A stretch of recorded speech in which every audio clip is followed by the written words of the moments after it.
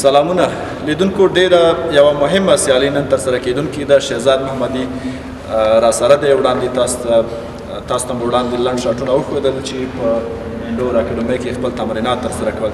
پامیر سټارز او همداشان د شاهین هانټرز ترمنځ به ډیره یوه مهمه لوبه ترسره کیږي. هره لوبډله چې لوبه ګټي سیده به ځي فاینل ته، او هغلته به د کابل زلمیو سره لوبیږي. شهزاد ستړي مه شئ. مننه، خیر اوسئ. ډېره یوه مهمه لوبه ده. که د خپلو تیاریو په اړه راته ووایئ، وبه کولی شئ چې په نن لوبه کې بری ترلاسه کوي او د دغه لیګ فاینل ولوبوئ. بسم الله الرحمن الرحیم. بالکل موږ دپاره ټولې لوبې ډېرې مهمې دي، نه یوازې چې دا لوبه موږ ته ټولې ډېرې مهمې لوبې دي. الحمدلله تیاری مو ته نیولې، څنګه چې تاسو وکړو اوس هم تمرین وکړو، وروسته موږ لوبه لرو. نو انشاءالله کوشش به کوو چې دا وګټو، فاینل ته لار پیدا کړو. د لوبډلې هغه تاکیه تر ډېره په تاسو باندې ده. ته احسان جنت دی. تېره سیالي کې تاسو خپله وکټ ژر له لاسه ورکړل. هغه وړاندې مو ډېره یوه په زړه پورې لوبه ترسره کړله.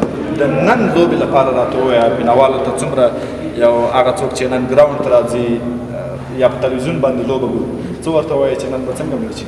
بالکل تیاری مو ته کړې دی. نور خو کرکټ ته چې دی چې بائی چانس لوبه چې چا څه قسمت کې هغه به ورسېږي، خو موږ به سل په سله کوشش کوو چې ښه لوبې ترسره کړو.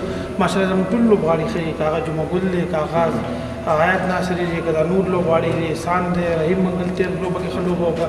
موږ بالرانو کې نوی ځوان لوبغاړی چې کوم دی عبدالله عباس بالر دی، موږ سره واسع دی، یامین دی، ټول ایکسپیرینس دي. کوشش به کوو چې ښه لوبه وکړو، څه چې قسمت کې هغه به کېږي. نو انشاءالله موږ ته ښه آماده یو، ښه تیاري دی. بله لنډو کې قدم راته ووایئ، دغسې خصوصي سکتور کې چې یو څوک را ولاړېږي او دغسې لیګونه په لاره اچوي، دا ستاسو لپاره او په ټوله کې د ځوانو لوبغاړو لپاره څومره مهم دي؟ بالکل ځوانو لوبغاړو لپاره خو ډېر مهم دي، ځکه چې دا داسې ټورنمنټ دی، دا په تلویزیون په لاره باندې خلک یې ګوري په ټوله دنیا کې.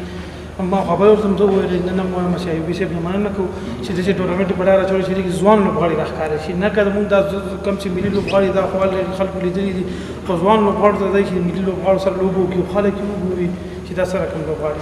ډېره زیاته مننه. ور مودان د ښه ځلې دا په هیله. مننه، خیر.